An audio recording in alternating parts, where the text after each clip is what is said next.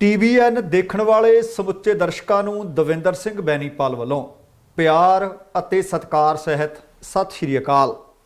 ਦਾ Benipal show ਵਿੱਚ ਤੁਹਾਡਾ ਸਭਨਾਂ ਦਾ ਨਿੱਘਾ ਸਵਾਗਤ।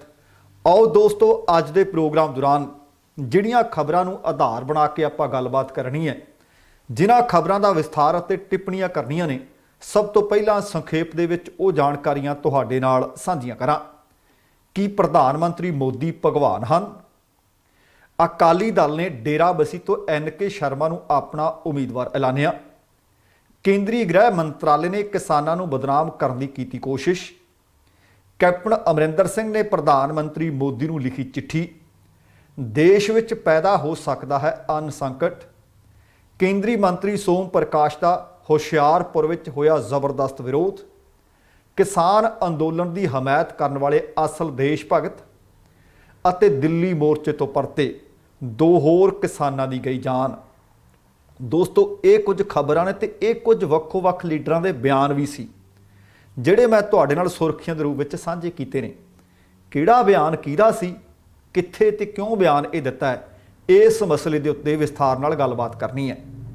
ਤੇ ਨਾਲ ਹੀ ਤੁਹਾਨੂੰ ਸਭਨਾਂ ਨੂੰ ਅਪੀਲ ਹੈ ਕਿ ਜੇਕਰ ਹਾਲੇ ਤੱਕ ਤੁਸੀਂ ਆਪਣੇ ਇਸ ਚੈਨਲ ਨੂੰ ਸਬਸਕ੍ਰਾਈਬ ਨਹੀਂ ਕੀਤਾ, ਕਿਰਪਾ ਕਰਕੇ ਸਬਸਕ੍ਰਾਈਬ ਕਰਕੇ ਨੋਟੀਫਿਕੇਸ਼ਨ ਜ਼ਰੂਰ ਔਨ ਕਰ ਲੈਣੀ, ਕਿਉਂਕਿ ਰੋਜ਼ਾਨਾ ਤੁਹਾਡੇ ਲਈ ਵੈਨਕੂਵਰ ਦੇ ਸਮੇਂ ਦੇ ਮੁਤਾਬਕ ਸਵੇਰ ਦੇ 7 ਵਜੇ ਅਤੇ ਪੰਜਾਬ ਦੇ ਵਿੱਚ ਸ਼ਾਮ ਦੇ 7:30 ਵਜੇ ਲਾਈਵ ਪ੍ਰੋਗਰਾਮ ਪੰਜਾਬ ਬੋਲਦਾ ਪੇਸ਼ ਕੀਤਾ ਜਾਂਦਾ ਹੈ, ਜਿਸ ਦੇ ਵਿੱਚ ਤਾਜ਼ਾ ਮਾਮਲੇ, ਤਾਜ਼ਾ ਖਬਰਾਂ ਨੂੰ ਆਧਾਰ ਬਣਾਇਆ ਜਾਂਦਾ ਹੈ ਅਤੇ ਤੁਸੀਂ ਉਸ ਦੇ ਵਿੱਚ ਸਿੱਧੀ ਸ਼ਮੂਲੀਅਤ ਆਪਣੇ ਕਮੈਂਟਸ ਦੇ ਰਾਹੀਂ ਕਰ ਸਕਦੇ ਹੋ।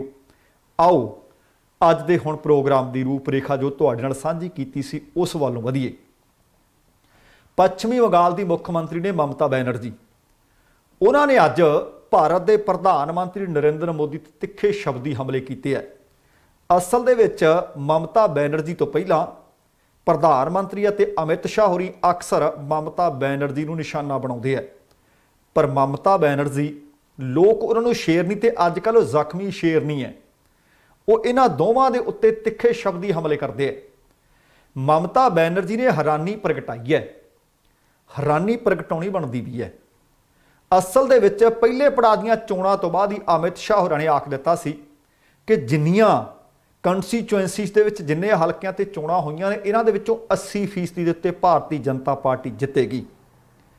2 ਗੇੜ ਦੀਆਂ ਚੋਣਾਂ ਪੱਛਮੀ ਬੰਗਾਲ ਦੇ ਵਿੱਚ ਹਾਲੇ ਹੋਈਆਂ ਨੇ, 6 ਗੇੜ ਰਹਿੰਦੇ ਹੈ। ਨਤੀਜੇ 2 ਮਈ ਨੂੰ ਆਉਣੇ ਹੈ।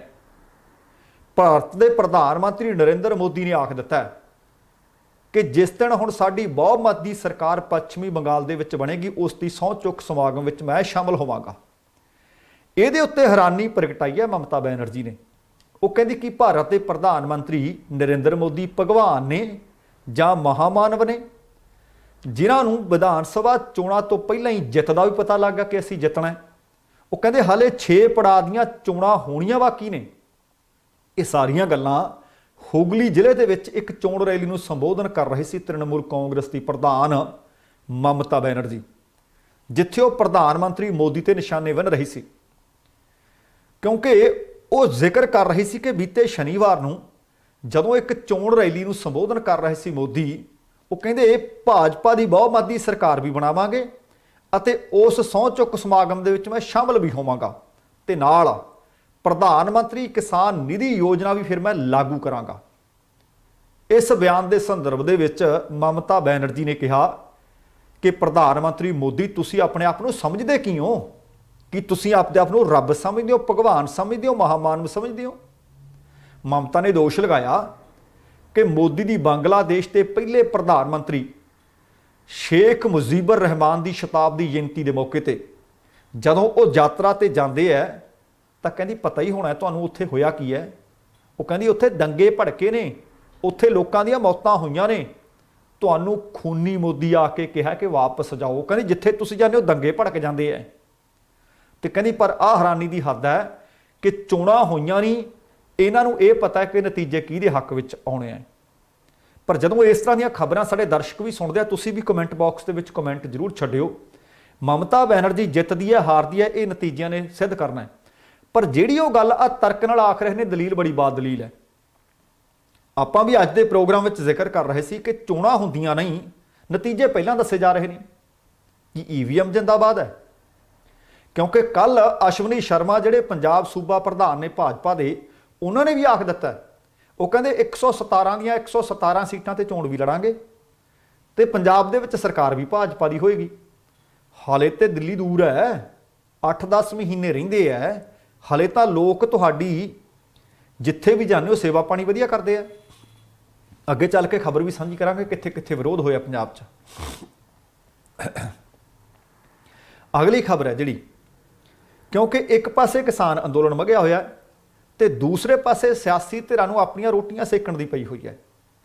डेरा बस्सी दे विच अज श्रोमणी अकाली दल दे वल्लों एक रैली कीती गई ते उत्थे श्रोमणी अकाली दल ने अपना एक होर उम्मीदवार भी ऐलान दिता है। ते इस रैली दे विच श्रोमणी अकाली दल दे प्रधान सुखबीर सिंह बादल वो कहते डेरा बस्सी तो NK शर्मा 2022 की विधान सभा चोण के वास्ते साडा उम्मीदवार होएगा। हुण तक उन्होंने 5 रैलियां कीतियां ने ते 5 ही उन्होंने उम्मीदवार भी ऐलान दिते आ, भाव हर एक रैली दे विच उम्मीदवार ऐलानिया जा रहा है। डेरा बस्सी दे विच श्रोमणी अकाली दल दे वल्लों रैली कीती गई सी पंजाब मंग दा जवाब। इसे लड़ी दी यह 5वीं रैली, 5वां उम्मीदवार। हुण देखो चोणां दीयां तैयारियां लगातार इन्हां दे वल्लों विढीਆਂ जा चुकीਆਂ ने। सुखबीर बादल ने NK शर्मा नूं जिथे उम्मीदवार ऐलानिया उत्थे नाल यह भी आख दिता, जिस तरह बीते दिनिया वो अटारी वाले पासे गुलजार सिंह रणीके नूं कहंदे सी कि वधिया उम्मीदवार तुहानूं दे दिता, इहनूं चोण भी जिताओ ते इहनूं मंत्राला भी वधिया देंगे।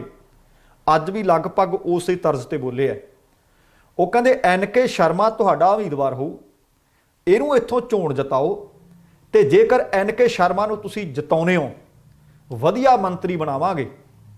शर्मा के नां का ऐलान किया ते नाल अपील की कि जित दिवाउणा तुहाडा फर्ज ते विधायक जदों बन गया तो जीरकपुर के सारे विकास कामां दा फिर इन्हां दा फर्ज, फिर असीं तुहाडे इस हलके की नुहार बदल के रख देंगे। इस मौके ते साबका केंद्रीय मंत्री हरसिमरत कौर बादल अते श्रोमणी अकाली दल की समुची लीडरशिप भी इस रैली विच मौजूद सी। रैली नूं संबोधन करदਿਆਂ सुखबीर बादल ने कैप्टन नूं बड़े रगड़े लाए है, बड़े तिखे हमले किए, शब्दी वार किए है। उन्होंने कहा कि कैप्टन साहब ने अपने कार्यकाल दौरान पंजाब दे विच कोई विकास का काम नहीं किया। वो कहते कैप्टन साहब तुहानूं मुख मंत्री बनाउण वाली भी जनता, हुण चेते रखियो कुर्सी तो लाउण वाली भी जनता हो। क्योंकि सुखबीर होरां नूं पता है कि 10 साल इन्हां नूं भी इसे कुर्सी ते बिठाया सी, लाया भी इसे जनता ने सी, अपना तजर्बा दस रहे सी। इसे करके वो कहते कैप्टन साहब हुण तैयार हो जाओ, हुण तुहानूं अपनी कुर्सी छड्ड के जाना पऊ। उन्होंने कहा कि मैं अज इन्ना माड़ा मुख मंत्री जिहड़ा वेख रहा तो पहलां कदी नहीं सी देखिया। सुखबीर कहंदे कि असीं वो मुख मंत्री नहीं चाहुंदे जो मुख मंत्री बन के ही भुल जावे कि मेरे ते किड्डी जिम्मेवारी है। उन्होंने कहा कि मैं कैप्टन साहब ते सारे कांग्रेसी नूं पुछना चाहुंदा है कि बीते 50 सालों में कैप्टन साहब एक स्कूल, एक हस्पताल जां इंडस्ट्री दस देण जिहड़ी पंजाब दे विच लैके आए होण। वो कहंदे दसणगे कि जद लिआंदी नहीं। विकास कारजां दे काम तां सिर्फ कहंदे अकाली सरकार ने कीते सी, कैप्टन ने नहीं कोई कीता। सिर्फ पंजाब ही है जिथे 2 इंटरनेशनल एयरपोर्ट ने। कहंदे पंजाब च सारे एयरपोर्ट श्रोमणी अकाली दल की सरकार वेले बने, एक भी कांग्रेस दे वेले बनिया तां कहंदे दस देण। सारे पंजाब नूं शहरां नाल जोड़न लई अकाली दल दे वेले कहंदे सड़कां बनाईਆਂ गईਆਂ, ਉਹ तरक्की दस रहे सी किन्नी कुछ कीती है। तुसीं भी लिख दिओ कि कैप्टनां दे राज तो पहलां जदों इन्हां दा राज सी ते इन्हां वेले किन्नी कुछ तरक्की कीती। फिर वो गुटका साहब वाली गल भी नहीं भुल्ले। कहंदे कैप्टन दे वल्लों गुटका साहब दी झूठी सौं खाण दा जिहड़ा पाप कीता गया है, कहंदे मैं समझदा कि गुटका साहब दी झूठी खाण वाला सब तो वड्डा पापी ते इहदे तो वड्डा ना कोई होर पाप। उन्हां कहा कि मैं RTI तो कढ़वाई है एक सूचना जानकारी कि मुख मंत्री कैप्टन अमरिंदर सिंह ये तो पता लगे कि अपने दफ्तर च कितनी बारी गए ने। हुण ये पता नहीं कि RTI तो सूचना उन्हें कढ़ाई है जां उस रैली दे विच एवें ही हार गए, दस गए।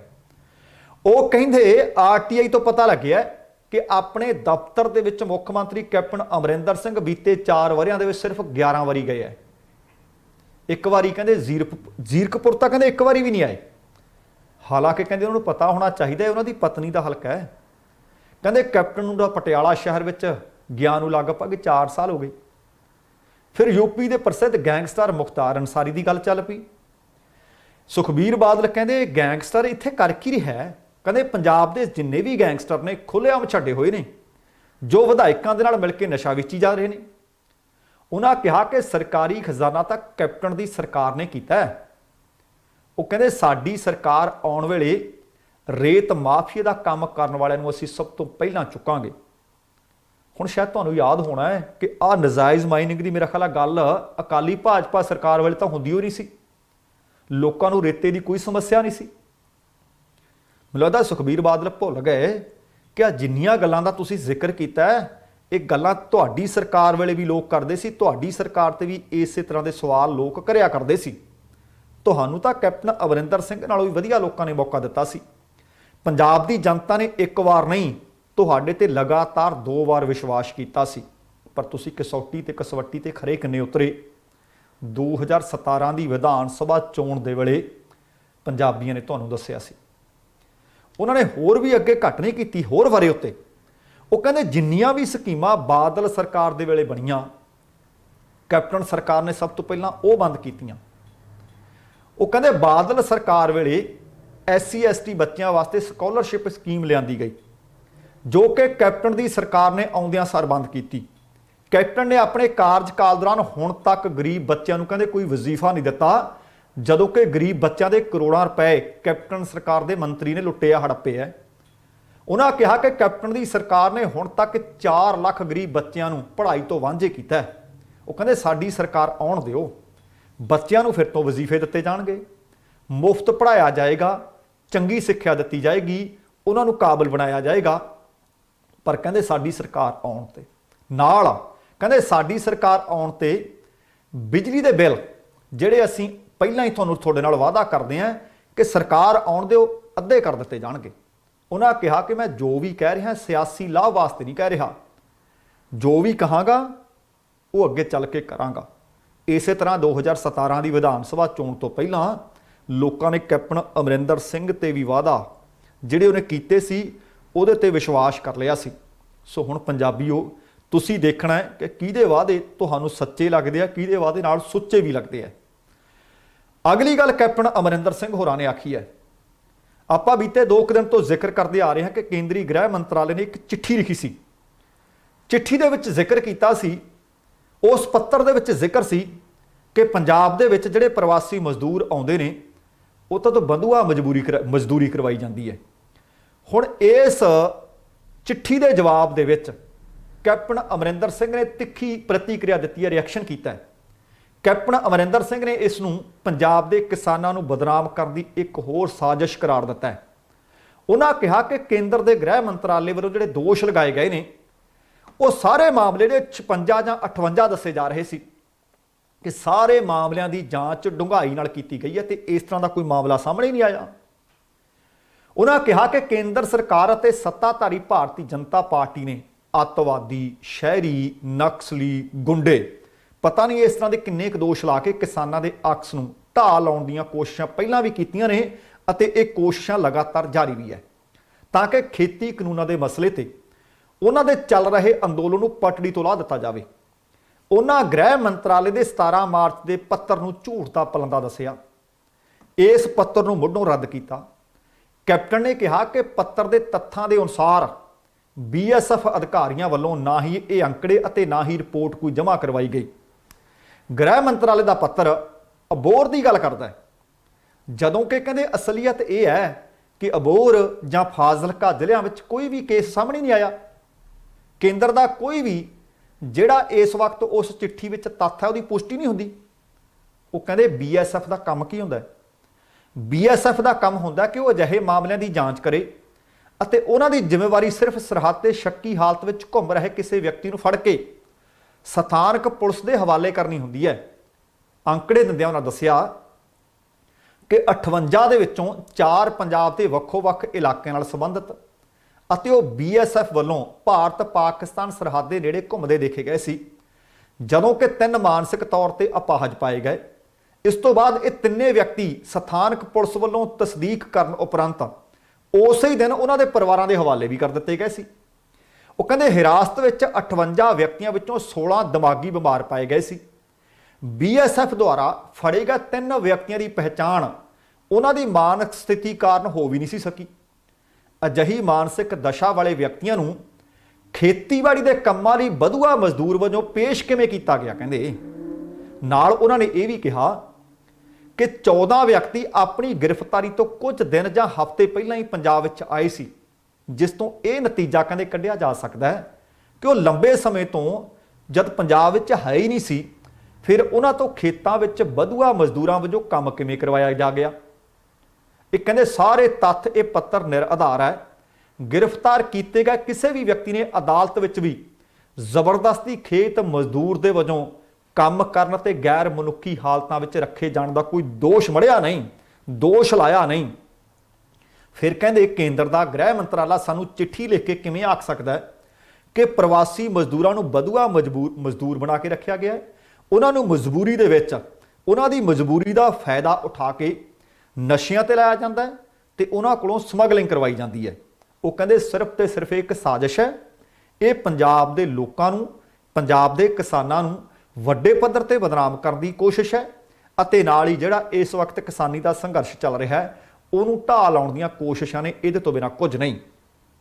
ਹੁਣ ਤੁਸੀਂ ਦੇਖੋ ਕਿ ਉਹਨਾਂ ਨੇ ਨਾਲ ਦੱਸਿਆ ਕਿ ਕਿੰਨੇ ਮਜ਼ਦੂਰ ਫੜੇ, ਕਿੰਨੇ ਲੋਕ ਫੜੇ, ਉਹਨਾਂ ਵਿੱਚ ਪ੍ਰਵਾਸੀ ਕਿੰਨੇ ਸੀ ਜਿਹੜੇ ਕਹਿੰਦੇ ਨੇ ਕਿ ਲੰਬੇ ਸਮੇਂ ਤੋਂ ਉਹਨਾਂ ਨੂੰ ਵਧੂਆ ਮਜ਼ਦੂਰੀ ਕਰਵਾਈ ਜਾਂਦੀ ਹੈ। ਆਪਾਂ ਕੱਲ ਦੇ ਪ੍ਰੋਗਰਾਮ ਦੇ ਵਿੱਚ ਵੀ ਜ਼ਿਕਰ ਕਰ ਰਹੇ ਸੀ, ਜੇ ਵਧੂਆ ਮਜ਼ਦੂਰੀ ਕਰਵਾਈ ਜਾ ਰਹੀ ਹੋਏ ਤਾਂ ਫਿਰ ਉਹ ਵਾਰ-ਵਾਰ ਮੁੜ ਪੰਜਾਬ 'ਚ ਕਿਉਂ ਆਉਣ? ਉਹ ਆਪਣੇ ਪਿੰਡ ਦੇ ਹੋਰਨਾਂ ਲੋਕਾਂ ਨੂੰ ਕਿਉਂ ਲੈ ਕੇ ਆਉਣ? ਉਹ ਤਾਂ ਬੜੇ ਖੁਸ਼ ਨੇ। ਪਰ ਉਹ ਜਿਹੜੀ ਪੱਤਰ ਹੈ ਉਹਦੀ ਫੂਕ ਕੱਢਦੇ ਨੇ ਜਿਹੜੇ ਤੱਥ ਕੈਪਟਨ ਅਮਰਿੰਦਰ ਸਿੰਘ ਨੇ ਪੇਸ਼ ਕੀਤੇ ਹੈ। ਤੇ ਨਾਲ ਹੀ ਕੈਪਟਨ ਅਮਰਿੰਦਰ ਸਿੰਘ ਹੋਰਾਂ ਨੇ ਅੱਜ ਸਵੇਰ ਦੇ ਪ੍ਰੋਗਰਾਮ ਵਿੱਚ ਜ਼ਿਕਰ ਕੀਤਾ ਸੀ ਕਿ ਪੀਯੂਸ਼ ਗੋਇਲ ਦੀ ਚਿੱਠੀ ਦਾ ਜਵਾਬ ਲਿਖ ਦਿੱਤਾ ਹੈ। ਉਹਨਾਂ ਨੇ ਦੱਸ ਦਿੱਤਾ ਹੈ ਕਿ ਤੁਸੀਂ ਕਿਹੜੇ ਸੈਕਸ਼ਨ ਦੀ ਕਿਹੜੀ ਧਾਰਾ ਦੀ ਮੁੜ ਕੇ ਉਲੰਘਣਾ ਕਰ ਰਹੇ ਹੋ ਅਤੇ ਨਾਲ ਤੁਸੀਂ ਫਿਰ ਸੂਬਿਆਂ ਦੇ ਹੱਕਾਂ ਤੇ ਇੱਕ ਵਾਰੀ ਡਾਕਾ ਮਾਰ ਰਹੇ ਹੋ। ਤੇ ਇੱਕ ਉਹਨਾਂ ਨੇ ਅੱਜ ਚਿੱਠੀ ਹੋਰ ਪ੍ਰਧਾਨ ਮੰਤਰੀ ਮੋਦੀ ਨੂੰ ਵੀ ਲਿਖ ਦਿੱਤੀ ਹੈ। ਕੈਪਟਨ ਨੇ ਪ੍ਰਧਾਨ ਮੰਤਰੀ ਨੂੰ ਜਿਹੜੀ ਚਿੱਠੀ ਲਿਖੀ ਹੈ ਉਹ ਚਿੱਠੀ ਲਿਖੀ ਹੈ ਸਿੱਧੀ ਅਦਾਇਗੀ ਦੇ ਮੁੱਦੇ ਤੇ।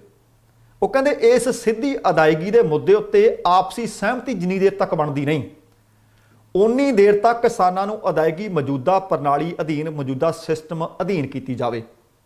ਇਹ ਜ਼ਿਕਰ ਕਰਦੇ ਹਾਂ ਕਿ ਆੜ੍ਹਤੀਏ ਕਿਸਾਨਾਂ ਅਤੇ ਖਰੀਦ ਏਜੰਸੀਆਂ ਦਰਮਿਆਨ ਆੜ੍ਹਤੀਏ ਕੋਈ ਵਿਚੋਲੇ ਦਾ ਕੰਮ ਨਹੀਂ ਕਰਦੇ। ਬੀਤੇ ਦਿਨੀ ਮੈਂ ਵੀ ਤੁਹਾਡੇ ਨਾਲ ਇਹ ਗੱਲ ਸਾਂਝੀ ਕੀਤੀ ਸੀ ਕਿ ਆੜ੍ਹਤੀਆ ਵਿਚੋਲਾ ਨਹੀਂ, ਆੜ੍ਹਤੀਆ ਸਰਵਿਸ ਪ੍ਰੋਵਾਈਡਰ ਹੈ। ਇਹ ਨਹੀਂ ਕਿ ਉੱਪਰੋਂ 2000 ਰੁਪਏ ਪ੍ਰਤੀ ਕੁਇੰਟਲ ਭਾਅ ਮਿਲ ਰਿਹਾ ਹੈ ਤੇ ਕਿਸਾਨਾਂ ਨੂੰ ਉਹ 1500 ਦਿੰਦਾ ਹੋਵੇ, ਬਿਲਕੁਲ ਨਹੀਂ। ਉਹ ਸਿਰਫ ਸਰਵਿਸ ਦਿੰਦਾ ਹੈ। ਇਹੀ ਅੱਜ ਗੱਲ ਮੁੱਖ ਮੰਤਰੀ ਨੇ ਆਖੀ ਹੈ। ਕੈਪਟਨ ਕਹਿੰਦੇ ਕਿ ਆੜ੍ਹਤੀਆ ਵਿਚੋਲਾ ਨਹੀਂ, ਦਲਾਲ ਨਹੀਂ, ਉਹ ਸਰਵਿਸ ਪ੍ਰੋਵਾਈਡਰ ਹੈ। ਮੁੱਖ ਮੰਤਰੀ ਨੇ ਪ੍ਰਧਾਨ ਮੰਤਰੀ ਨੂੰ ਇਹ ਯਕੀਨੀ ਬਣਾਉਣ ਦੀ ਅਪੀਲ ਕੀਤੀ ਕਿ ਅਨਾਜ ਦੀ ਨਿਰਵਿਘਨ ਖਰੀਦ ਵਿੱਚ ਸ਼ਾਮਲ ਕਿਸਾਨਾਂ ਅਤੇ ਸਾਰੀਆਂ ਧਿਰਾਂ ਦੀ ਰੋਜ਼ੀ ਰੋਟੀ ਖਤਰੇ 'ਚ ਨਹੀਂ ਪੈਣੀ ਚਾਹੀਦੀ। ਇਸ ਚਿੱਠੀ ਦੇ ਵਿੱਚ ਕੈਪਟਨ ਨੇ ਪ੍ਰਧਾਨ ਮੰਤਰੀ ਕੋਲੋਂ ਮੌਜੂਦਾ ਪ੍ਰਣਾਲੀ ਨੂੰ ਬਦਲਣ ਨਾਲ ਸਥਿਤੀ ਹੱਥੋਂ ਤੇ ਹੱਦੋਂ ਬਾਹਰ ਨਿਕਲਣ ਦੀ ਗੱਲ ਵੀ ਆਖੀ ਹੈ। ਉਹ ਕਹਿੰਦੇ ਪਹਿਲਾਂ ਹੀ ਵੱਖੋ ਵੱਖ ਧਿਰਾਂ ਦੀਆਂ ਚਿੰਤਾਵਾਂ ਬਾਰੇ ਤੁਹਾਨੂੰ ਜਾਣੂ ਕਰਵਾਉਣ ਵਾਸਤੇ ਮੁਲਾਕਾਤ ਦੀ ਮੈਂ ਮੰਗ ਵੀ ਕੀਤੀ ਹੈ। ਪੰਜਾਬ ਸਰਕਾਰ ਵੱਲੋਂ ਉਹਨਾਂ ਪ੍ਰਧਾਨ ਮੰਤਰੀ ਨੂੰ ਲੰਬੇ ਸਮੇਂ ਲਈ ਕੀਤੇ ਜਾਣ ਵਾਲੇ ਮਜ਼ਬੂਤ ਸੁਧਾਰਾਂ ਲਈ ਸਬੰਧਤ ਧਿਰਾਂ ਦਰਮਿਆਨ ਸਹਿਮਤੀ ਬਣਾਉਣ ਲਈ ਉਹਨਾਂ ਨੇ ਸਹਿਯੋਗ ਦਾ ਭਰੋਸਾ ਵੀ ਦਿੱਤਾ ਹੈ। ਭਾਰਤ ਸਰਕਾਰ ਦੇ ਕੁਝ ਦਿਸ਼ਾ ਨਿਰਦੇਸ਼ਾਂ ਤੇ ਹੁਕਮਾਂ ਰਾਹੀਂ ਕਾਨੂੰਨੀ ਤੌਰ ਤੇ ਪ੍ਰਵਾਨਿਤ ਅਤੇ ਪੂਰੀ ਤਰ੍ਹਾਂ ਸਥਾਪਿਤ ਸੰਸਥਾਗਤ ਅਤੇ ਸਮਾਜਿਕ ਪ੍ਰਬੰਧਾਂ ਵਿੱਚ ਹਿਲਜੁਲ ਹੋਣ ਬਾਰੇ ਤਾਜ਼ਾ ਯਤਨਾਂ ਉੱਪਰ ਉਹਨਾਂ ਨੇ ਪਰ ਚਿੰਤਾ ਜ਼ਰੂਰ ਪ੍ਰਗਟਾਈ। ਕੈਪਟਨ ਨੇ ਕਿਹਾ ਕਿ ਉਹਨਾਂ ਨੇ ਭਾਰਤ ਸਰਕਾਰ ਤੇ ਇੱਕ ਪਾਸੜ ਫੈਸਲਿਆਂ ਦੇ ਉੱਤੇ ਅੱਜ ਤੱਕ ਜਿੰਨੇ ਵੀ ਤੁਸੀਂ ਕਦਮ ਚੁੱਕੇ ਨੇ ਉਹਨਾਂ ਦੇ ਨਮੂਨੇ ਦਾ ਅਸੀਂ ਨੋਟਿਸ ਲਿਆ। ਕੈਪਟਨ ਨੇ ਕਿਹਾ ਕਿ ਖੁਦ ਉਹ ਇੱਕ ਫੌਜੀ ਨੇ, ਇੱਕ ਕਿਸਾਨ ਹੋਣ ਦੇ ਨਾਤੇ ਉਹ ਅਜਿਹੇ ਖਾਤਰਿਆਂ ਨੂੰ ਲੋਕਾਂ ਦੇ ਸਾਹਮਣੇ ਲਿਆਉਣਾ ਚਾਹੁੰਦੇ ਹੈ ਜੋ ਮੁਲਕ ਦੀ ਅਨਾਜ ਸੁਰੱਖਿਆ ਨੂੰ ਅਸਰ ਅੰਦਾਜ਼ ਕਰ ਸਕਦੀ ਹੈ, ਜਿਸ ਦੇ ਨਤੀਜੇ ਦੇ ਵਜੋਂ ਕੁਝ ਫੈਸਲੇ ਭਾਰਤ ਦੇ ਇਸ ਹਿੱਸੇ ਵਿੱਚ ਕਿਸਾਨ ਨਾਲ ਜੁੜੀਆਂ ਜ਼ਮੀਨੀ ਹਕੀਕਤਾਂ ਤੋਂ ਕਹਿੰਦੇ ਪੂਰੀ ਤਰ੍ਹਾਂ ਦੂਰ ਨੇ। ਤੇ ਨਾਲ ਉਹਨਾਂ ਨੇ ਪ੍ਰਧਾਨ ਮੰਤਰੀ ਨੂੰ ਚੇਤਾ ਵੀ ਕਰਵਾਇਆ ਇਸ ਚਿੱਠੀ ਰਾਹੀਂ। ਉਹ ਕਹਿੰਦੇ ਜਦੋਂ ਗ੍ਰੀਨ ਰੈਵੋਲਿਊਸ਼ਨ ਆਇਆ, ਜਿਸ ਨੂੰ ਆਪਾਂ ਹਰੀ ਕ੍ਰਾਂਤੀ ਕਹਿੰਦੇ ਆ, ਉਹ ਕਹਿੰਦੇ ਹਰੀ ਕ੍ਰਾਂਤੀ ਲਿਆਉਣ ਅਤੇ ਕੌਮੀ ਅੰਨ ਸੁਰੱਖਿਆ ਨੂੰ ਯਕੀਨੀ ਬਣਾਉਣ ਲਈ ਪੰਜਾਬ, ਹਰਿਆਣਾ ਅਤੇ ਯੂਪੀ ਦੇ ਮਿਹਨਤਕਸ਼ ਕਿਸਾਨਾਂ ਦੀ ਭੂਮਿਕਾ ਦਾ ਮੈਂ ਜ਼ਿਕਰ ਕਰਨਾ ਚਾਹੁੰਦਾ। ਉਹ ਕਹਿੰਦੇ ਸੁਰੱਖਿਆ ਢਾਂਚਾ ਦਹਾਕਿਆਂ ਵਿੱਚ ਇਹਨਾਂ ਲੋਕਾਂ ਨੇ ਖੜਾ ਕੀਤਾ, ਪਰ ਇਸ ਨੂੰ ਪਲਾਂ ਵਿੱਚ ਤਬਾਹ ਨਹੀਂ ਕੀਤਾ ਜਾਣਾ ਚਾਹੀਦਾ। ਕੈਪਟਨ ਨੇ ਕਿਹਾ ਕਿ ਭਾਵੇਂ ਮੈਂ ਇਸ ਗੱਲ ਨਾਲ ਪੂਰੀ ਤਰ੍ਹਾਂ ਸਹਿਮਤ ਹਾਂ कि एक समाज ਅਤੇ ਇੱਕ ਰਾਸ਼ਟਰ ਦੇ ਤੌਰ ਤੇ ਅਤੇ ਦੁਨੀਆ ਦੀ ਸਭ ਤੋਂ ਵੱਡੀ ਜਮਹੂਰੀਅਤ ਦੀ ਸਿਆਸੀ ਲੀਡਰਸ਼ਿਪ ਦੇ ਨਾਤੇ ਅਸੀਂ ਸੁਧਾਰਾਂ ਬਾਰੇ ਅੱਗੇ ਵਧਣ ਲਈ ਨਿਰੰਤਰ ਸੋਚ ਵਿਚਾਰ ਕਰ ਸਕਦੇ ਹਾਂ ਤੇ ਕਰਦੇ ਵੀ ਰਹਾਂਗੇ।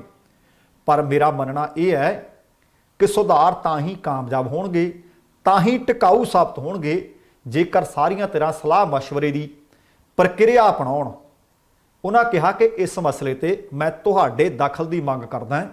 ਇਸ ਬਾਰੇ ਖੁਰਾਕ ਤੇ ਜਨਤਕ ਵੰਡ ਮੰਤਰਾਲੇ ਅਤੇ ਕੇਂਦਰੀ ਵਿੱਤ ਮੰਤਰਾਲੇ ਨੂੰ ਸਲਾਹ ਦੇਣ ਦੀ ਅਪੀਲ ਕਰਦਾ ਹਾਂ ਤਾਂ ਕਿ ਆਪਸੀ ਸਹਿਮਤੀ ਦੇ ਰਾਹੀਂ ਸਭ ਨੂੰ ਪ੍ਰਵਾਨਿਤ ਪ੍ਰਣਾਲੀ ਤਿਆਰ ਕਰਨ। ਕਿਸਾਨਾਂ ਅਤੇ ਖੇਤ ਕਾਮਿਆਂ, ਆੜ੍ਹਤੀਆਂ ਤੇ ਸੰਬੰਧਿਤ ਧਿਰਾਂ ਦੇ ਨਾਲ ਵਿਚਾਰ ਵਟਾਂਦਰਾ ਕੀਤਾ ਜਾ ਸਕੇ ਤੇ ਫਿਰ ਕੋਈ ਬਦਲ ਕੀਤੇ ਜਾ ਸਕਣ। ਪਰ ਕਹਿੰਦੇ ਫਿਲਹਾਲ ਜਿਹੜੀ ਸਿੱਧੀ ਅਦਾਇਗੀ ਵਾਲਾ ਕੰਮ ਹੈ ਉਹਦੇ ਨਾਲ ਕਿਸਾਨ, ਉਹਦੇ ਨਾਲ ਆੜ੍ਹਤੀਆ, ਉਹਦੇ ਨਾਲ ਖਰੀਦ ਏਜੰਸੀਆਂ ਸਾਰੀਆਂ ਪ੍ਰਭਾਵਿਤ ਹੋਣਗੀਆਂ ਅਤੇ ਇਹਦੇ ਨਾਲ ਇੱਕ ਵੱਡਾ ਸੰਕਟ ਪੈਦਾ ਹੋ ਸਕਦਾ ਹੈ। ਜਿਹੜੀਆਂ ਗੱਲਾਂ ਚਿੱਠੀ ਵਿੱਚ ਕੈਪਟਨ ਅਮਰਿੰਦਰ ਸਿੰਘ ਨੇ ਅੱਜ ਪ੍ਰਧਾਨ ਮੰਤਰੀ ਨੂੰ ਲਿਖ ਕੇ ਭੇਜੀਆਂ ਨੇ, ਉਸੇ ਤਰ੍ਹਾਂ ਦੀਆਂ ਗੱਲਾਂ ਅੱਜ ਕਿਸਾਨ ਆਗੂਆਂ ਨੇ ਵੀ ਕਰੀਆਂ ਨੇ। ਅਸਲ ਦੇ ਵਿੱਚ ਅਬੋਹਰ ਦੀ ਅਨਾਜ ਮੰਡੀ ਦੇ ਵਿੱਚ ਇਹਨਾਂ ਤਿੰਨੇ ਹੀ ਖੇਤੀ ਸੁਧਾਰ ਕਾਨੂੰਨਾਂ ਦੇ ਖਿਲਾਫ ਮਹਾ ਰੈਲੀ ਕੀਤੀ ਗਈ। ਇਸ ਰੈਲੀ ਦੇ ਵਿੱਚ ਕਿਸਾਨ ਆਗੂ ਬਲਵੀਰ ਸਿੰਘ ਰਾਜੇਵਾਲ ਪਹੁੰਚੇ ਹੋਏ ਸੀ। ਰਾਜੇਵਾਲ ਨੇ ਕਿਹਾ ਕਿ ਜੇਕਰ ਮੋਦੀ ਸਰਕਾਰ ਨੇ ਤਿੰਨੇ ਕਾਲੇ ਕਾਨੂੰਨ ਜਲਦੀ ਵਾਪਸ ਨਾ ਲਏ ਤਾਂ ਭਾਰਤ ਦੇ ਵਿੱਚ ਯਕੀਨਨ ਅੰਨ ਸੰਕਟ ਹੈ ਜਿਹੜਾ ਪੈਦਾ ਹੋ ਸਕਦਾ ਹੈ, ਕਿਉਂਕਿ ਬੀਤੇ ਲਗਭਗ 6 ਮਹੀਨਿਆਂ ਤੋਂ ਸਮੁੱਚੇ ਭਾਰਤ ਦੇ ਕਿਸਾਨ ਦਿੱਲੀ ਦੀਆਂ ਸਰਹੱਦਾਂ ਤੇ ਸੰਘਰਸ਼ ਕਰ ਰਹੇ ਆ। ਪਰ ਕੇਂਦਰ ਸਰਕਾਰ ਉਹਨਾਂ ਦੀ ਗੱਲ ਸੁਣਨ ਦੀ ਬਜਾਏ ਉਹਨਾਂ ਦੇ ਸੰਘਰਸ਼ ਨੂੰ ਫੇਲ ਕਰਨ ਦੀਆਂ ਚਾਲਾਂ, ਗੋਂਦਾਂ, ਯੋਜਨਾਵਾਂ ਬਣਾ ਰਹੀ ਹੈ। ਇਸੇ ਤਰ੍ਹਾਂ ਰੁਲਦੂ ਸਿੰਘ ਮਾਨਸਾ ਨੇ ਵੀ ਕਿਹਾ ਕਿ ਸਾਲ 2014 ਤੋਂ ਜਦੋਂ ਤੋਂ ਇਹ ਸੱਤਾ ਵਿੱਚ ਆਏ ਨੇ, ਪਹਿਲੀ ਵਾਰ ਸੱਤਾ ਤੇ ਆਉਣ ਤੋਂ ਬਾਅਦ ਕੇਂਦਰ ਸਰਕਾਰ ਨੇ ਇੱਕ ਨਹੀਂ ਕਈ ਕਾਨੂੰਨ ਲਾਗੂ ਕੀਤੇ ਹੈ ਜਿਨ੍ਹਾਂ ਦਾ ਕਾਫੀ ਵਿਰੋਧ ਵੀ ਹੋਇਆ ਪਰ ਰੱਦ ਨਾ ਕੀਤੇ। ਸ਼ਾਇਦ ਹੁਣ ਇਹਨਾਂ ਦੀ ਉਹ ਆਦਤ ਬਣ ਗਈ ਹੈ। ਪਰ ਕਹਿੰਦੇ ਇਹ ਖੇਤੀ ਕਾਨੂੰਨ ਜਿਹੜੇ ਸਰਕਾਰ ਨੇ ਬਣਾਏ ਆ, ਇਹ ਭੁੱਲ ਜਾਣ ਕਿ ਪਹਿਲੇ ਕਾਨੂੰਨ ਬਣਾਏ, ਥੋੜਾ ਬਹੁਤ ਵਿਰੋਧ ਵੀ ਹੋਇਆ ਸੀ, ਰੱਦ ਨਹੀਂ ਕੀਤੇ। ਪਰ ਆ ਜਿਹੜੇ ਤੁਸੀਂ ਕਹਿੰਦੇ ਹੋ ਕਿ ਖੇਤੀ ਸੁਧਾਰ ਕਾਨੂੰਨ ਬਣਾਏ ਨੇ, ਰੁਲਦੂ ਸਿੰਘ ਮਾਨਸਾ ਕਹਿੰਦੇ ਇਹ ਤੁਹਾਨੂੰ ਰੱਦ ਕਰਨੇ ਪੈਣਗੇ। ਤੇ ਨਾਲ ਉਹਨਾਂ ਨੇ ਅਗਲੀ ਗੱਲ ਹੋਰ ਆਖੀ ਇੱਕ, ਇਸ ਰੈਲੀ ਵਿੱਚ ਇਹ ਵੀ ਕਿਹਾ ਗਿਆ ਕਿ ਦਿੱਲੀ ਪੁਲਿਸ ਦੇ ਵੱਲੋਂ ਗ੍ਰਿਫਤਾਰ ਕੀਤੇ ਹੋਏ ਨੇ ਦੀਪ ਸਿੱਧੂ ਬਾਰੇ ਕਿਸਾਨ ਆਗੂਆਂ ਨੇ ਕਿਹਾ ਕਿ ਜੇਕਰ ਉਹ ਪੰਜਾਬ ਵਿੱਚ ਉਸ ਵਕਤ ਆ ਜਾਂਦਾ ਤਾਂ ਦਿੱਲੀ ਪੁਲਿਸ ਉਸ ਨੂੰ ਹੱਥ ਨਹੀਂ ਸੀ ਲਗਾ ਸਕਦੀ। ਉਹਨਾਂ ਕਿਹਾ ਕਿ ਅੱਜ ਪੂਰੇ ਮੁਲਕ ਦੇ ਲੋਕ, ਪੂਰੇ ਮੁਲਕ ਦੇ ਕਿਸਾਨ ਇਕਜੁੱਟ ਹੋ ਚੁੱਕੇ ਆ ਤੇ ਹੁਣ ਇਹਨਾਂ ਤਿੰਨੇ ਕਾਲੇ ਕਾਨੂੰਨਾਂ ਨੂੰ ਰੱਦ ਕਰਵਾ ਕੇ ਉਹ ਦਿੱਲੀ ਦੀਆਂ ਸਰਹੱਦਾਂ ਤੋਂ ਵਾਪਸ ਆਉਣਗੇ। ਕਿਸਾਨ ਆਗੂ ਰਾਕੇਸ਼ ਟਕੈਤ ਤੇ ਹੋਏ ਹਮਲੇ ਸੰਬੰਧੀ ਕਿਸਾਨ ਆਗੂਆਂ ਨੇ ਕਿਹਾ ਕਿ ਟਕੈਤ ਦੇ ਹੰਝੂਆਂ ਨੇ ਕੇਂਦਰ ਸਰਕਾਰ ਹਿਲਾ ਕੇ ਰੱਖ ਦਿੱਤੀ ਸੀ। ਇਸੇ ਕਾਰਨ ਮੋਦੀ ਸਰਕਾਰ ਕਿਸਾਨ ਆਗੂਆਂ ਤੇ ਹਮਲੇ ਕਰਵਾ ਰਹੀ ਹੈ ਤਾਂ ਕਿ ਲੋਕਾਂ ਦਾ ਮਨੋਬਲ ਕਮਜ਼ੋਰ ਕੀਤਾ ਜਾ ਸਕੇ। ਪਰ ਉਹ ਕਹਿੰਦੇ ਕੁਝ ਵੀ ਹੋ ਜੇ, ਸਾਡਾ ਮਨੋਬਲ ਨਾ ਟੁੱਟਿਆ ਨਾ ਤੜਕਿਆ ਤੇ ਅਸੀਂ ਪਹਿਲਾਂ ਜਿਵੇਂ ਸੀ ਉਸੇ ਤਰ੍ਹਾਂ ਆਪਣੇ ਇਰਾਦੇ ਮਜ਼ਬੂਤ ਰੱਖੇ ਹੋਏ ਨੇ। ਕੁਝ ਵੀ ਹੋ ਜਾਏ, ਜਿੰਨਾ ਵੀ ਲੰਬਾ ਸਮਾਂ ਸਾਨੂੰ ਬੈਠਣਾ ਪੈ ਜਾਏ, ਸੰਘਰਸ਼ ਕਰਨਾ ਪੈ ਜਾਏ, ਅਸੀਂ ਇਹ ਸੰਘਰਸ਼ ਜਾਰੀ ਰੱਖਾਂਗੇ। ਤੇ ਅੱਜ 5 ਅਪ੍ਰੈਲ ਨੂੰ ਸਮੁੱਚੇ ਭਾਰਤ ਦੇ ਵਿੱਚ FCI ਦੇ ਦਫ਼ਤਰਾਂ ਦਾ ਘਿਰਾਓ ਕਰਨ ਜਾ ਰਹੇ ਨੇ ਸਾਰੇ ਸਮੁੱਚੇ ਭਾਰਤ ਦੇ ਕਿਸਾਨ। ਕੱਲ੍ਹ ਦੇ ਪ੍ਰੋਗਰਾਮ ਵਿੱਚ ਜ਼ਿਕਰ ਕਰਾਂਗੇ ਕਿ ਇਹ ਕਿਸ ਤਰ੍ਹਾਂ ਦਾ ਸੰਘਰਸ਼ ਰਿਹਾ। ਤੇ ਅਗਲੀ ਗੱਲ, ਰੈਲੀਆਂ, ਮਹਾਰੈਲੀਆਂ, ਪੰਚਾਇਤਾਂ, ਮਹਾਪੰਚਾਇਤਾਂ ਹੋ ਰਹੀਆਂ ਨੇ। ਕਿਸਾਨ ਅੰਦੋਲਨ ਦੀ ਹਮਾਇਤ ਕਰਨ ਵਾਲਿਆਂ ਨੂੰ ਕੇਜਰੀਵਾਲ ਨੇ ਕੀ ਆਖਿਆ ਤੇ ਵਿਰੋਧ ਕਰਨ ਵਾਲਿਆਂ ਨੂੰ ਕੀ ਆਖਿਆ, ਬੜੀ ਮਹੱਤਵਪੂਰਨ ਗੱਲ ਆਖੀ ਹੈ ਉਹਨਾਂ ਨੇ। ਅਸਲ ਵਿੱਚ ਹਰਿਆਣਾ ਦੇ ਜੀਂਦ ਦੇ ਵਿੱਚ ਅੱਜ ਕਿਸਾਨ ਮਹਾਪੰਚਾਇਤ ਹੋਈ। ਉਸ ਕਿਸਾਨ ਮਹਾਪੰਚਾਇਤ ਨੂੰ ਸੰਬੋਧਨ ਕਰਦਿਆਂ ਦਿੱਲੀ ਦੇ ਮੁੱਖ ਮੰਤਰੀ ਅਰਵਿੰਦ ਕੇਜਰੀਵਾਲ ਨੇ ਕਿਹਾ ਕਿ ਭਾਰਤ ਦਾ ਕਿਸਾਨ ਤਿੰਨੋਂ ਹੀ ਖੇਤੀ ਕਾਨੂੰਨਾਂ ਦੇ ਖਿਲਾਫ ਇਸ ਵਕਤ ਲੜਾਈ ਲੜ ਰਿਹਾ ਹੈ। ਕੇਂਦਰ ਸਰਕਾਰ ਭਾਰਤੀ ਲੋਕਾਂ ਨੂੰ ਪਰ ਕੀ ਕਰਨ ਦਾ ਕੰਮ ਕਰ ਰਹੀ ਆ? ਉਹ ਕਹਿੰਦੇ ਜਾਤ ਪਾਤ ਦੇ ਨਾਂ ਤੇ, ਧਰਮ ਦੇ ਨਾਂ ਤੇ, ਪਰ ਕੇਂਦਰ ਸਰਕਾਰ ਉਹਨਾਂ ਨੂੰ ਵੰਡਣ ਲੱਗੀ ਹੋਈ ਹੈ। ਕਿਸਾਨ ਅੰਦੋਲਨ ਦੀ ਹਮਾਇਤ ਕਰਨ ਵਾਲਿਆਂ ਦੇ ਖਿਲਾਫ ਬਦਲਾਖੋਰੀ ਦੀਆਂ ਭਾਵਨਾਵਾਂ ਦੇ ਉੱਤੇ ਉਤਰੀ ਹੋਈ ਹੈ। ਉਹਨਾਂ ਕਿਹਾ ਕਿ ਸਾਡੀ ਪਾਰਟੀ ਭਾਵ ਆਮ ਆਦਮੀ ਪਾਰਟੀ ਪਹਿਲੇ ਦਿਨ ਤੋਂ ਹੀ ਕਿਸਾਨ ਅੰਦੋਲਨ ਦੀ ਖੁੱਲ੍ਹ ਕੇ ਹਮਾਇਤ ਕਰ ਰਹੀ ਹੈ। ਉਹ ਕਹਿੰਦੇ ਇਸੇ ਹੀ ਕਰਕੇ ਸਾਨੂੰ ਇਹਦਾ ਖਮਿਆਜ਼ਾ ਭੁਗਤਣਾ ਪਿਆ। ਇਸੇ ਹੀ ਕਰਕੇ ਕਹਿੰਦੇ ਕੇਂਦਰ ਸਰਕਾਰ ਨੇ ਦਿੱਲੀ ਸਰਕਾਰ ਦੀਆਂ ਉਹ ਕਹਿੰਦੇ ਮੇਰੀ ਸਰਕਾਰ ਦੀਆਂ ਸ਼ਕਤੀਆਂ ਖੋਹ ਕੇ ਉਪ ਰਾਜਪਾਲ ਨੂੰ ਦੇ ਦਿੱਤੀਆਂ ਹੋਈਆਂ ਨੇ। ਉਹ ਕਹਿੰਦੇ ਚੁਣਿਆ ਸਾਨੂੰ ਲੋਕਾਂ ਨੇ, पर शक्तियां अपॉइंटेड बंदे नूं दे दित्तियां ने। वो कहते आम आदमी पार्टी किसानां दी हमायत विच हर तरह की कीमत चुकाउण वास्ते कल भी तैयार सी ते अज भी तैयार है। उन्होंने कहा कि मौजूदा समय किसान अंदोलन की हमायत करने वाले, आ गल बड़ी महत्वपूर्ण आखी उन्होंने कि मौजूदा समय दे विच किसान अंदोलन की हमायत करने वाले असल दे विच असली देश भगत ने, जदों कि अंदोलन का विरोध करने वाले गद्दार ने। उन्होंने कहा कि हुण तक अपने हकों की लड़ाई लड़ते हुए 300 तो वध किसान शहीदियां प्राप्त कर चुके हैं, पर केंद्र सरकार हाले भी गल सुनने वास्ते तैयार नहीं। उन्होंने किसानों को एक अपील की कि जिन्नी देर तक तिन्ने ये काले कानून रद्द नहीं हो जाते उन्नी देर तक तुसीं डटे रहना। अगली खबर, केंद्रीय मंत्री सोम प्रकाश जिहड़े 11 मीटिंगां दे विच जिहड़ियां किसान आगूआं नाल होईयां उहदे विच भी शामिल रहे है। मैं पहला जिक्र कर रहा सी अज दे प्रोग्राम दे विच शुरू च ही कि एक पासे तो पंजाब भाजपा कहती है, पंजाब भाजपा के प्रधान ने आखे है कि पंजाब दे विच सारियां सीटां ते चोण लड़ांगे ते जित्तांगे ते सरकार बनावांगे। दूसरे पासे ममता बैनर्जी भी यही कहती सी कि पता नहीं ये भाई भगवान ने, ये रब ने इन्हां नूं पहले ही पता है, चोणां तो पहले ही कही जांदे ने कि असीं जित्तांगे। पर असल विच हकीकत की है, जमीनी हकीकतां की ने? हुशियारपुर नाल ये संबंधित ने। हुशियारपुर दे विच अज मीटिंग करने वास्ते पहुंचे सोम प्रकाश, केंद्र दे विच इन्हां कोले मंत्राला भी है। किसान जथेबंदियों नूं पता लग गया कि सोम प्रकाश आ गए, कहते चलो स्वागत ही करे आउने आ, जम के विरोध करने वास्ते चले गए। जानकारी उन्होंने ये मिली सी कि हुशियारपुर के शास्त्री नगर दे विच जिहड़ा भाजपा का दफ्तर है उत्थे अज आ रहे हैं। हौली हौली एक दूसरे नूं तारां खड़का दित्तियां किसानां ने। किसान ते किसान आगू ते होर जथेबंदियां भिणक पैंदे सारी पहुंच गई मौके ते।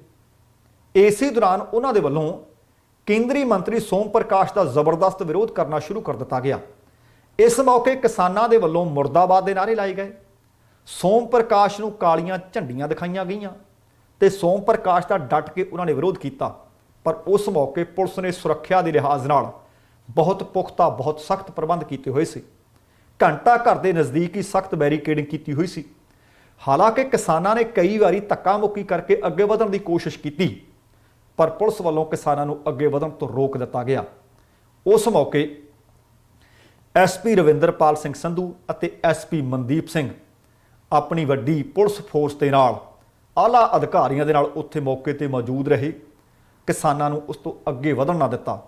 ते अज पंजाब बोलदा प्रोग्राम दे विच मैं जिक्र किया सी कि इकबाल सिंह लालपुरा जिहड़े भाजपा के कौमी बुलारे ने, वो रोपड़ पहुंचे सी। उन्हां नूं रोपड़ नहीं बोलण दिता। उन्हां दा रोपड़ दे विच जबरदस्त विरोध होया। हाले ये कहंदे ने कि असीं पंजाब दे विच सारियां सीटां ते जित प्राप्त करांगे, सरकार बनावांगे, पर जमीनी हकीकतां की ने ये समझण दी लोड़ है। ते अगली खबर फिर किसानी अंदोलन दे नाल ही जुड़ी हुई है। खेती कानूनां की मुखालफत चल रही है। संघर्ष दिल्ली दीयां सरहदां ते चल रहा है। बीती 26 मार्च नूं 4 महीने पूरे हो चुके हैं, संघर्ष 5वें महीने चल रहा है। तो इस संघर्ष दौरान रोज़ कोई ना कोई इस तरह की खबर मिलती है कि कोई ना कोई किसान शहादत का जाम पी गए है। अज भी इस तरह की खबर मिली है कि कुल हिंद किसान सभा के वर्कर केवल सिंह की किसानी संघर्ष दौरान लड़दियां लड़दियां मौत हो गई। केवल सिंह बीते दिनी दिल्ली अंदोलन तो अपने पिंड दौलतपुर परते सन।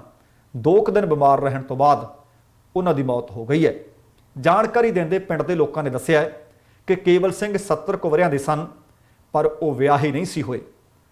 उन्हां दा पिंड विच संस्कार कर दिता गया है। इसी तरह एक होर खबर मिल रही है कि दिल्ली अंदोलन तो परतिया एक होर किसान भी अपनी जान गवा बैठे है। नवां शहर के नेड़े पैंदा पिंड झिंगड़ा का किसान कुलदीप सिंह बीते दिनी दिल्ली धरने तो वापस आया सी। सेहत खराब सी।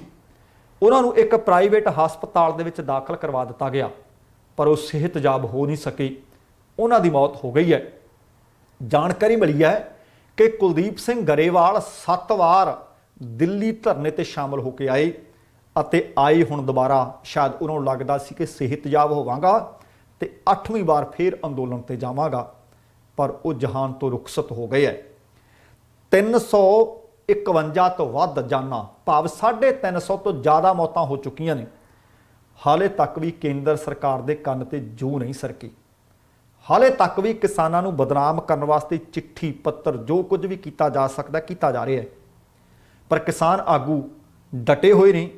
ਅੱਜ ਉਹਨਾਂ ਨੇ ਫਿਰ ਅਬੋਹਰ ਰੈਲੀ ਵਿੱਚ ਇੱਕ ਵਾਰੀ ਉਚੇਚੇ ਤੌਰ ਤੇ ਆਖਿਆ ਸੀ ਕਿ ਕੁਝ ਵੀ ਹੋ ਜੇ, ਮਰ ਜਾਾਂਗੇ ਮਿਟ ਜਾਾਂਗੇ, ਜਿੰਨੀ ਦੇਰ ਤੱਕ ਇਹ ਤਿੰਨੇ ਹੀ ਕਾਨੂੰਨ ਰੱਦ ਨਹੀਂ ਹੁੰਦੇ ਵਾਪਸ ਤਾਂ ਨਹੀਂ ਪਰਤਦੇ। ਹੁਣ ਵੇਖਦੇ ਹਾਂ ਕਿ ਕੇਂਦਰ ਸਰਕਾਰ ਅਤੇ ਕਿਸਾਨ ਆਗੂਆਂ ਦੇ ਦਰਮਿਆਨ ਦੁਬਾਰਾ ਗੱਲਬਾਤ ਦਾ ਦੌਰ ਕਦੋਂ ਸ਼ੁਰੂ ਹੁੰਦਾ ਹੈ ਤੇ ਉਸ ਗੱਲਬਾਤ ਦੇ ਵਿੱਚੋਂ ਕਿਸ ਤਰ੍ਹਾਂ ਦੀਆਂ ਸੰਭਾਵਨਾਵਾਂ ਪ੍ਰਗਟ ਹੁੰਦੀਆਂ ਨੇ। ਸੋ ਦੋਸਤੋ, ਇਹ ਸੀ ਅੱਜ ਦਾ ਪ੍ਰੋਗਰਾਮ। ਉਮੀਦ ਕਰ ਰਿਹਾ ਕਿ ਤੁਹਾਨੂੰ ਚੰਗਾ ਲੱਗਿਆ ਹੋਵੇਗਾ। ਜੇਕਰ ਪ੍ਰੋਗਰਾਮ ਚੰਗਾ ਲੱਗਿਆ ਤਾਂ ਕਿਰਪਾ ਕਰਕੇ ਲਾਈਕ ਵੀ ਕਰ ਦਿਓ ਤੇ ਸ਼ੇਅਰ ਵੀ ਕਰ ਦਿਓ। ਤੇ ਜੇਕਰ ਹਾਲੇ ਤੱਕ ਤੁਸੀਂ ਆਪਣੇ ਇਸ ਚੈਨਲ ਨੂੰ ਸਬਸਕ੍ਰਾਈਬ ਨਹੀਂ ਕੀਤਾ ਤਾਂ ਕਿਰਪਾ ਕਰਕੇ ਸਬਸਕ੍ਰਾਈਬ ਕਰਕੇ ਨੋਟੀਫਿਕੇਸ਼ਨ ਵਾਲੀ ਘੰਟੀ ਜ਼ਰੂਰ ਔਨ ਕਰ ਲੈਣੀ। ਤੁਹਾਡੇ ਦਿਲੋਂ ਧੰਨਵਾਦੀ ਹੋਵਾਂਗੇ। ਜਾਣ ਤੋਂ ਪਹਿਲਾਂ ਕਹਾਂਗਾ, ਜ਼ਿੰਦਗੀ ਜਿੰਦਾਦਲੀ ਦਾ ਨਾਮ ਹੈ। ਦਵਿੰਦਰ ਸਿੰਘ ਬੈਨੀਪਾਲ ਨੂੰ ਆਗਿਆ ਦਿਓ। ਸਤਿ ਸ਼੍ਰੀ ਅਕਾਲ ਤੇ ਰੱਬ ਰਾਖਾ।